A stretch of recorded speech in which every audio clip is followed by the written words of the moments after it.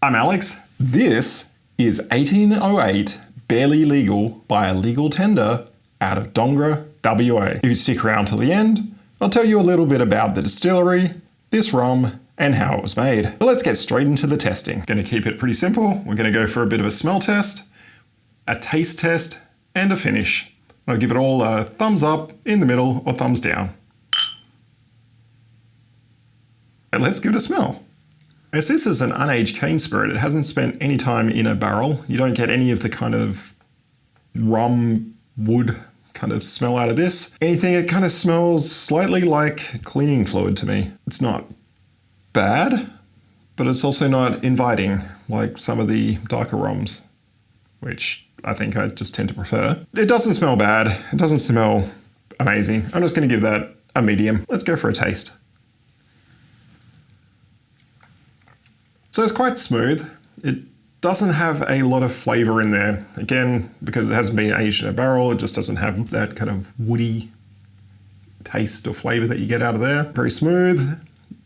It's not harsh or burny at all. It's quite easy to drink. I'm going to give it, I'll give it a thumbs up. And the finish, again, it's very smooth. It's got a little bit of a burn. It's not particularly harsh or burning. It's more warming. So for the flavour and the finish, I'll give them both a thumbs up. Overall, I'll give it a thumbs up. I like it. I've been using it for cocktails and it's been working out quite well there. It's strong enough that you taste it, the rum's in there, but it's not so much that it just blows away every other flavour that you got. So for things with a more delicate flavour, put this in there, works out quite well. So yeah, I reckon give this one a shot. If you want a white rum, well, it's a unaged cane spirit in Australia because it needs to be aged for 2 years before you can sell it as a rum, but other places in the world that would still call that a rum. The distillery Illegal Tender was founded in 2015 by Cody Palmer. The name Illegal Tender references back to the 1808 Rum Rebellion. It was a time early in Australia where there wasn't enough official currency and rum was used as a de facto currency. There was a bit of a power struggle around this. People who had money and people who had a lot of wealth tied to the rum. And they ended up having a small rebellion where they threw out their government for about, I think it was 2 years, until a governor from Britain sailed back over and kicked them back out and put the government back in place. An interesting fact about this one is it uses brown sugar as the base rather than molasses. On their website, Cody said that he'd tried several different bases using white sugar, brown sugar, cane juice, molasses, and then settled back on the brown sugar as it gave the flavour profile that he liked. This 1808 Barely Legal is the base spirit that they distill, and then they will barrel that up, age it, and turn it into their dark spirit. So at the start, you need to ferment sugar to make rum. At Illegal Tender, they said that they start with rainwater, they harvest on site, brown sugar, and their own special blend of yeast. Their website says that their yeast gives them about a 50% higher alcohol by volume after fermenting.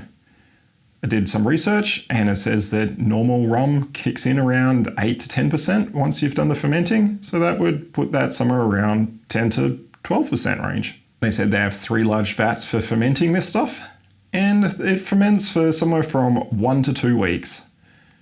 I wasn't able to nail that down exactly, but I saw an interview with some of the workers there, and that's what they said in passing while someone was sampling their rum. So after you ferment, you end up with your somewhere between 8 to 12% kind of rum wine, and you need to distill that, and that's how you get the alcohol volume up, and you create this first spirit. At Illegal Tender, they have a 1,200 litre combi pot still, column still with 4 plates. They say for producing this, they do 2 runs. The first, the column is not enabled and they just do a pot still and get their first stripping run.